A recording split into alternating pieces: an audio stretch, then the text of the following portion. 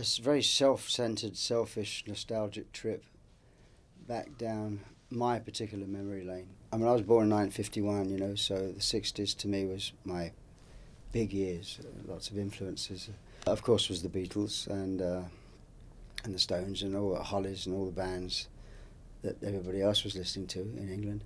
But I had a very wide taste being a drummer, so I was also listening to the Atlantic label and Stax Volt and Motown, as well as John Coltrane, as well as Buddy Rich and Count Basie. I mean, my taste was very, very wide. There was a band that I used to go and see all the time up in London in a club, the Marquee Club, called The Action, and they only did covers of Motown and Stax Atlantic songs.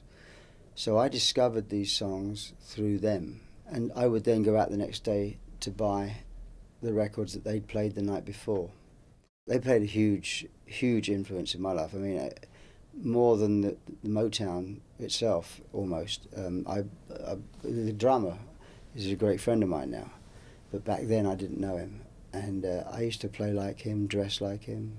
I was him, till my mum washed my jacket and ruined it, and then I never forgave her for that. It's been about almost 1 3/4 years from beginning till when it's going to come out. I've always used my demos as the finished record, and I just overdub on top of my demos. Oh, well, it was way more fun, just full stop. I mean, I think because the material was so strong, but of course you're not quite sure. I'm sure how I want it to sound, but you're very sensitive to people saying, "Would you really think we should do that?" or whatever, and so there's an insecurity that goes with that. In this day and age when everything sounds pristine, it was a challenge to get it to sound 40 years old. So we found ourselves destroying sound.